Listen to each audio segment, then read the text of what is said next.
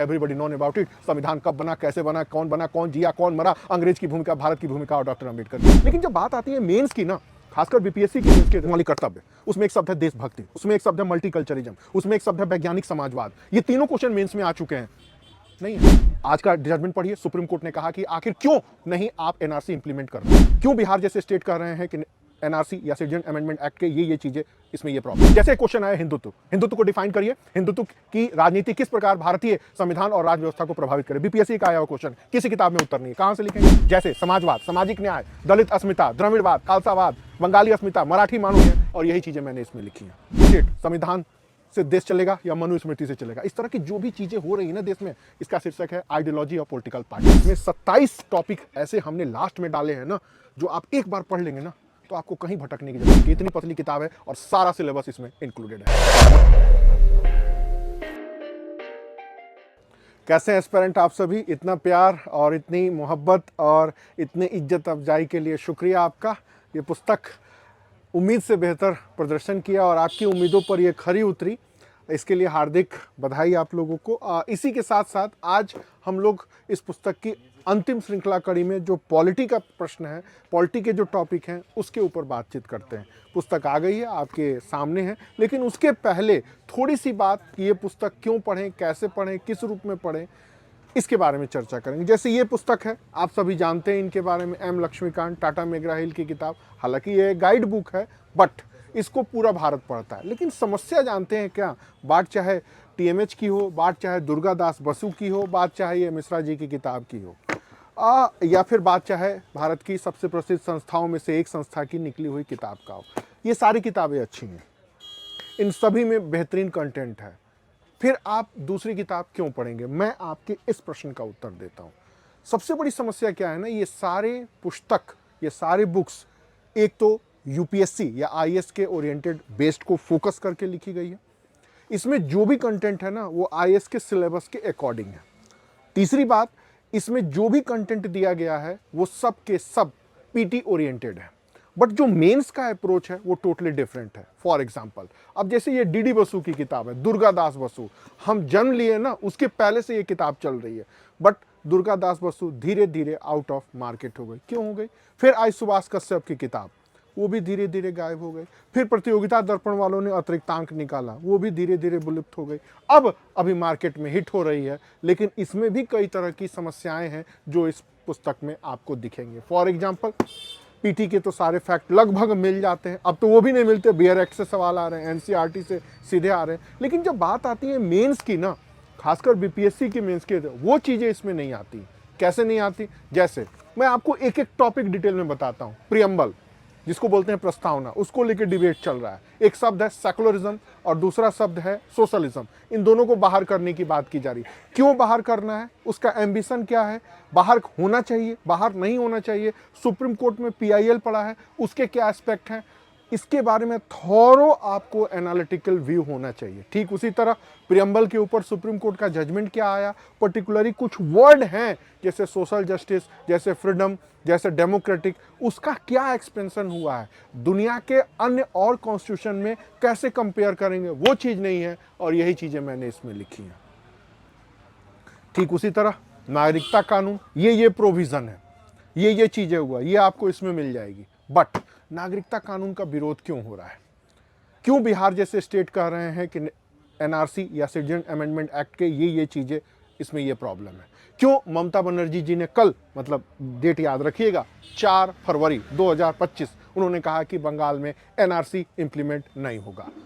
आज का जजमेंट पढ़िए, सुप्रीम कोर्ट ने कहा कि आखिर क्यों नहीं आप एनआरसी इंप्लीमेंट कर रहे हैं। इसका उत्तर मैंने यहाँ दिया है। कहने का मतलब है, चाहे आप फंडामेंटल राइट्स पढ़ें, ठीक उसी तरह माइनॉरिटीज़ का, मेजॉरिटी का, हिंदू और मुस्लिम बीच का विवाद, आरक्षण में प्रमोशन होना चाहिए, प्रमोशन में आरक्षण होना चाहिए या नहीं होना चाहिए, कौन है अल्पसंख्यक, कौन है बहुसंख्यक, अल्पसंख्यक को क्राइटेरिया डिसाइड करने का यूएन का क्या पैमाना है, भारत में क्या हो रहा है। ठीक उसी तरह आरक्षण को लेकर के निजी क्षेत्र में आरक्षण दिया जाना चाहिए या नहीं दिया चाहिए, ये एक जो अंडरस्टैंडिंग एग्जाम में पूछा जाता है, वो इसमें नहीं है, वो इसमें भी नहीं है, वो इसमें भी नहीं है, वो इसमें भी नहीं है, और ये चीज़ हमने लिखी है। या इसको आप बुक्स मत समझिए, ये एक नोट समझिए। दूसरा, हर टॉपिक का एक्सप्लेनेशन। एक और टॉपिक लेते हैं, बात होती है राज के नीति निर्देशक तत्व की, एवरीबडी नोन अबाउट इट, सब मिल जाएगा आपको, ल्यूसेंट टाइप की किताब या यहाँ। बट क्या शराबबंदी होनी चाहिए या नहीं होनी चाहिए? क्या कॉमन सिविल कोड इंप्लीमेंट होना चाहिए या नहीं होना चाहिए? कॉमन सिविल कोड इंप्लीमेंट करेंगे तो फिर किस तरह की समस्या आएगी?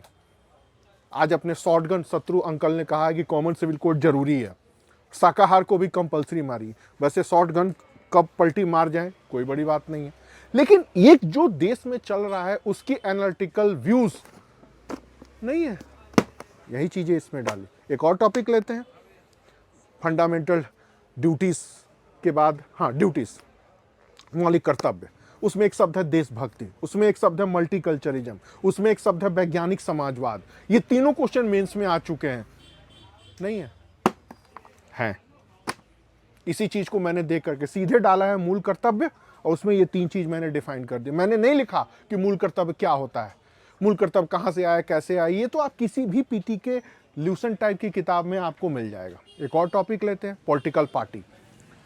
बिहार की पॉलिटिकल पार्टी, यूपी की political party, regional political party की आइडियोलॉजी, पॉलिटिकल पार्टी की वर्किंग स्टाइल, पर्सन बेस्ड है। जितने भी क्वेश्चन आए हैं ना, उनका किसी का उत्तर इसमें नहीं मिलेगा। और जो कोचिंग इंस्टीट्यूट के नोट्स हैं ना, वो सारे के सारे आर्टिफिशियल इंटेलिजेंस वाले हैं। मुझे कहने में कहीं हिचक नहीं है, विजन आईएएस है, पीडब्ल्यू है, और भी कई तरह के, उनके कंटेंट अच्छे हैं, बट उनके कंटेंट की उपयोगिता तब है जब आपका बेस तैयार हो, पहली बात। दूसरा, उनके कंटेंट एकदम शॉर्ट में दिए हैं, 120-150 शब्दों में, जो आईएएस के लिए तो अच्छे हैं, बट स्टेट पीसीएस के लिए, बीपीएससी के लिए दूर दूर तक कहीं वो यूटिलाइज नहीं करते। जैसे कुछ नए शब्द, आज दिल्ली में चुनाव हो गया, वोटिंग भी पड़ गई, कौन कितना फ्री में सामान दे रहा है, जोर इसी पर है। सारे इंडियन एक्सप्रेस, द हिंदू के अखबारों को देखेंगे तो उसमें हर पॉलिटिकल पार्टी का मैनिफेस्टो आया है, शब्द है फ्री बीज की राजनीति या मुफ्त की राजनीति। कई बार, 3 बार प्रश्न आ चुके हैं, नहीं है इसमें। इसमें सिर्फ मिला है political party, status of political party, ambition of political party, but देश में पॉलिटिकल पार्टी किस रूप में काम कर रहे हैं, ये इसमें है। एक और उदाहरण लेते हैं, इलेक्शन कमीशन के ऊपर आरोप लग रहा है, सीबीआई के ऊपर आरोप लग रहा है, ईडी के ऊपर आरोप लग रहा है। एक आंकड़ा बताता हूं, मनमोहन जी के पूरे कार्यकाल में ईडी ने सिर्फ 300 मामले देखे। कितने? 300 मामले में। और बीजेपी के कार्यकाल में या एनडीए गवर्नमेंट के कार्यकाल में 33,000 मामले हैं। कितने मामले हैं? 33,000। इसमें है ही नहीं। 4 लाइन मिलता है ईडी के बारे में, ईडी कब बना, क्या काम करता है। इसमें 1.5 पन्ना मैंने ईडी के बारे में लिखा है कि इन्फोर्समेंट डिपार्टमेंट क्यों बना, यही सीबीआई के बारे में, यही सीबीसी के बारे में। जैसे सीबीआई 33% मामलों को ही फाइनल रिजल्ट देती है, बाकी सारे मामले ना नेताओं को दबोचने के लिए, नेताओं को दबाने के लिए, नेताओं को धमकाने के लिए प्रयोग होता है। ये सच है, बट लिखेंगे कैसे? प्रॉब्लम यही है, और इसी चीज का सॉल्यूशन इस किताब में। एक और मामला लेते हैं, जैसे केंद्र और राज्यों का संबंध है। केंद्र और राज्यों के संबंध कैसे बदल रहे हैं? पहले पैसे को लेकर लड़ाई होती थी, अब ये लड़ाई नहीं होती है। फिर राज्यपालों को मोहरे के रूप में होता था, अब ये भी लड़ाई नहीं है। तो लड़ाई किस बात की होती है? अब लड़ाई है आइडियोलॉजी की। बीजेपी की आइडियोलॉजी है नेशनलिज्म की। तो कुछ शब्द हैं जैसे nationalism, socialism, constitutionalism, cultural state, national state, constitutional state, संविधान से देश चलेगा या मनुस्मृति से चलेगा। इस तरह की जो भी चीजें हो रही है ना देश में, इसका शीर्षक है आइडियोलॉजी ऑफ पॉलिटिकल पार्टीज। नहीं है, यहां है। इसमें 27 टॉपिक ऐसे हमने लास्ट में डाले हैं ना, जो आप एक बार पढ़ लेंगे ना तो आपको कहीं भटकने की जरूरत नहीं है। बात चाहे आरक्षण व्यवस्था की हो, बात चाहे केंद्र राज्य संबंध की हो, बात चाहे भारत में बुद्धिजीवियों की भूमिका की हो, बात चाहे भारत में सहभागी लोकतंत्र की हो, बात चाहे दबाव समूह की हो, बात चाहे राजनीतिक दलों की भूमिका की हो, बात चाहे लोकतंत्र की उपयोगिता की हो, बात चाहे गुड गवर्नेंस की हो, बात चाहे पंचायती राज की समस्याओं और उपलब्धियों की हो, बात चाहे सामाजिक न्याय की हो। मुझे तो एक एक चीज याद है जो मैंने इसमें लिखा है। तो समस्या यही है कि अच्छी सारी किताबें हैं। एक बात हमेशा ध्यान रखिएगा, पहले पॉलिटी की बियर एक्ट आती थी, फिर उसका इंपॉर्टेंस कम हुआ, धीरे धीरे फिर आ गया। ठीक उसी तरह डीडी बसु की किताब आई, और डीडी बसु की किताब धीरे धीरे आउट ऑफ मार्केट हो गई। फिर ब्रजकिशोर प्रसाद की भी किताब आई, वो भी आउट हो गई। ठीक उसी तरह कुछ ये पॉलिटिकल साइंस की किताब है, ये पॉलिटी की नहीं है। ठीक उसी तरह ये एक गाइड बुक है अगर डीडी बसु को पछाड़ करके ये किताब आई है तो कहीं ना कहीं इसमें क्वालिटी थी, लेकिन अब इसमें अमेंडमेंट नहीं हो रहा है। अब इसमें एग्जाम के जो अप्रोच बदल रहे हैं, जो ट्रेडिशन बदल रहा है, जो नए पैटर्न आ रहे हैं, उसमें है ही नहीं। जितने भी आईएएस टॉपर हैं वो खुल के बोल रहे हैं कि ये एक अच्छी पुस्तक है, बट आप इसके ऊपर डिपेंड ना रहें। आप करंट गवर्नमेंट एक्टिविटीज़ या जो भी पॉलिटिकल आइडियोलॉजी हो रहा है उसको जानिए, बट वो ये नहीं बता पाते ना कि ये जो चेंज हो रहा है उसको हम कहाँ से पढ़ें। बच्चा कहाँ जाएगा? बच्चा तो हम जैसे टीचर्स के पास आता है कि सर ये प्रश्न आ गया, इस प्रश्न को कैसे लिखे, डिफाइन हिंदुत्व, हिंदुत्व को डिफाइन करिए, हिंदुत्व की राजनीति किस प्रकार भारतीय संविधान और राज व्यवस्था को प्रभावित करे। बीपीएससी का आया हुआ क्वेश्चन, किसी किताब में उत्तर नहीं है, कहाँ से लिखेंगे? लिखेंगे तो हाथ जल जाएगा। आप सावरकर लिखेंगे, आरएसएस लिखेंगे, भाजपा लिखेंगे, राम मंदिर आंदोलन लिखेंगे, बाबरी मस्जिद विध्वंस कांड लिखेंगे, कैसे लिखेंगे? ये समस्या है। पॉलिटिकल पार्टी इसमें दिया तो हुआ है, बट पॉलिटिकल पार्टी की आइडियोलॉजी क्या है, पॉलिटिकल पार्टी किस तरह काम कर रहा है, भारत की पॉलिटिकल पार्टी या राज्य स्तर की जितने रीजनल पॉलिटिकल पार्टी हैं कैसे बीजेपी की पॉलिटिकल आइडियोलॉजी से इफेक्टेड हो रही हैं। जैसे समाजवाद, सामाजिक न्याय, दलित अस्मिता, द्रविड़वाद, खालसावाद, बंगाली अस्मिता, मराठी मानुष, इस तरह की जितने भी पॉलिटिकल आइडियोलॉजी हैं सब इफेक्टेड हो रही हैं हिंदुत्व की राजनीति से। ये नहीं है, न लक्ष्मीकांत में है, न राजेश मिश्रा जी में है, न डीडी बसु में है, और ये मैंने लिखा है। इसलिए आपको ये पुस्तक पढ़नी पड़ेगी। बात चाहे यूपी पीसीएस की हो, बात चाहे एमपी पीसीएस की हो, बात चाहे छत्तीसगढ़ की हो, बात चाहे राजस्थान एडमिनिस्ट्रेटिव सर्विस की हो, और बात चाहे बीपीएससी की हो, सबका अप्रोच अलग है, टोटली डिफरेंट है। और ये पुस्तक इसी डिमांड को पूरी करती है। किसकी? सिर्फ बीपीएससी की। इसके जो 27-28 टॉपिक है ना, आप एक बार उठा करके देख लीजिए, अपने आप आपको क्लियर हो जाएगा कि आपको ये पुस्तक क्यों पढ़नी चाहिए। इससे ज़्यादा मैं कुछ आपको नहीं बता पाऊंगा या नहीं बताना चाहता हूं।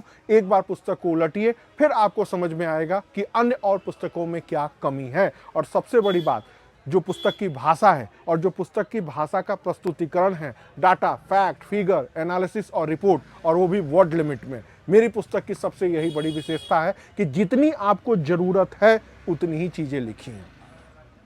कहीं भी अपना ज्ञान बखारने की, झड़काने की या दुनिया को दिखाने की कोशिश मैंने नहीं की। इतनी पतली किताब है और सारा सिलेबस इसमें इंक्लूडेड है। तो मर्जी है आपकी, आप चाहे आर्टिफिशियल इंटेलिजेंस वाले नोट्स को पढ़िए या मोटी मोटी किताबों का जखीरा ले आइए, या एक किताब पढ़िए जो आपके मेंस के सारे एस्पेक्ट को क्लियर कर देता है। एक बार सारे कॉन्सेप्ट की क्लियरिटी हो गई तो पीटी के फैक्ट तो रटना कोई बड़ी बात नहीं है। Everybody known about it. संविधान कब बना, कैसे बना, कौन जिया, कौन मरा, अंग्रेज की भूमिका, भारत की भूमिका और डॉक्टर अंबेडकर की भूमिका। बस एक यही बात कहनी थी। एक बार आप इसके बुकलेट को पलटिए, इंडेक्स को पलटिए, क्वेश्चन को पलटिए और अपने हृदय पर हाथ रख करके पूछिएगा कि क्या इससे बेहतर कोई किताब, पुस्तक बाजार में है तो मुझे ज़रूर मैसेज करिएगा।